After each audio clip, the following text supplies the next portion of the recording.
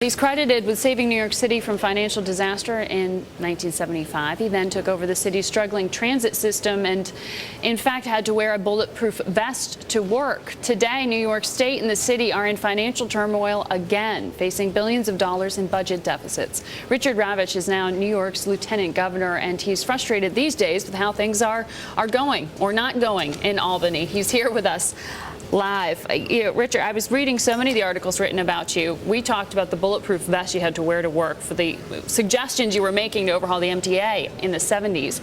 How bad are things now by comparison?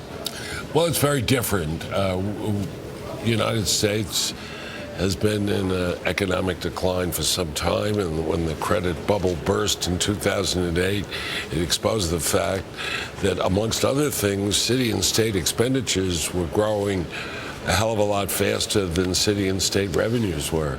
And that is a structural gap, and it's been growing very consistently in most states of this country. And that means that we have to revise a lot of the ways that we have run government, a lot of the ways that we have borrowed money, a lot of the ways that we have provided benefits to public employees. Mm-hmm. So it's an interesting, challenging time. There's no immediate threat of bankruptcy or anything like that. For the state, you mean? Well, the states can't declare bankruptcy, right? They cannot under existing law. That's a very complicated issue.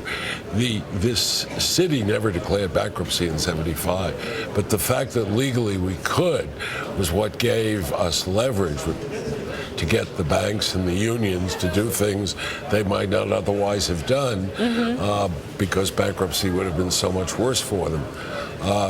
Bankruptcy is not the answer. What the answer is, that people in the business community, labor, in the media, have to recognize there's a new economic paradigm out there, and there has to be a very different kind of political paradigm to deal with these very intractable, difficult questions, because there are no happy answers for the public.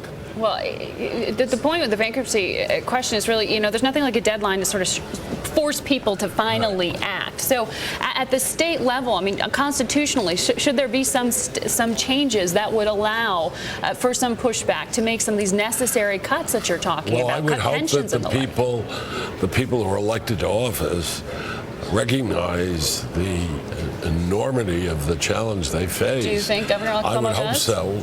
I think we'll find out when he proposes his budget on February 1st.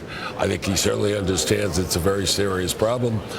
I would hope that a balanced budget by February 1st. Well, he has to introduce a balanced budget to the legislature on February 1st. How would you recommend that he do that? Well, I think it's a combination of cuts, revenues,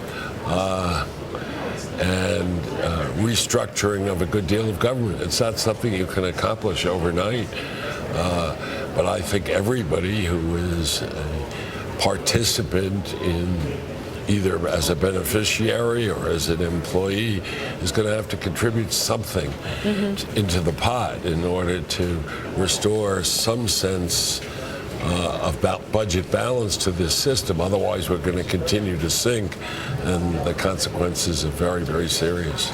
Well, talking about your experience having helped to keep the city of New York out of bankruptcy, now working with the state, you changed the accounting rules. That was part of the solution back in the 70s for New York City. Does that model apply to the state? Well, I had suggested last spring that the state should adopt a version of a gap budgeting, so we get off the business of just following cash, because it's misleading. The real structural deficit, the difference between recurring revenues and recurring expenditures, is far greater than the published estimate of the deficit. So what is the true deficit from your point of view for New York? I would say it's probably closer to 14. Really? Yes.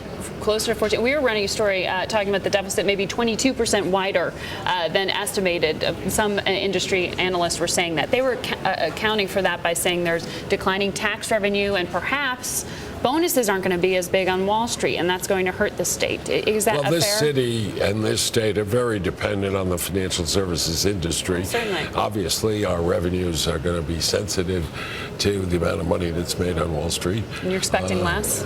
I am not an expert at predicting what's going to happen. I think people are waiting to see what happens with the tax bill in Washington, and then there'll be a fairly quick resolution and an ability to determine what the revenues will be. But again, you can't, there's always a volatility to business and therefore to tax revenues.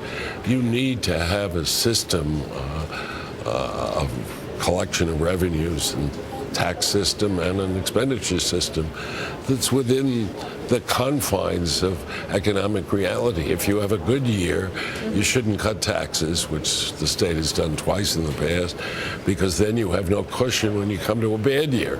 And that's why we're in as deep a trouble as we are today. Should there be a billionaire's tax?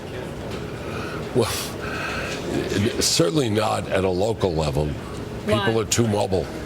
Do you really think that people would leave New York City if the taxes were I what think they there's a were now? limit beyond which people would not go. Even if it remains the financial capital? Well, we studied this very carefully, and I think given the technology that's available today in financial transactions, that yes, it's very easy to move a lot of industry, a lot of the financial services industry out of New York if the taxes become too prejudicial.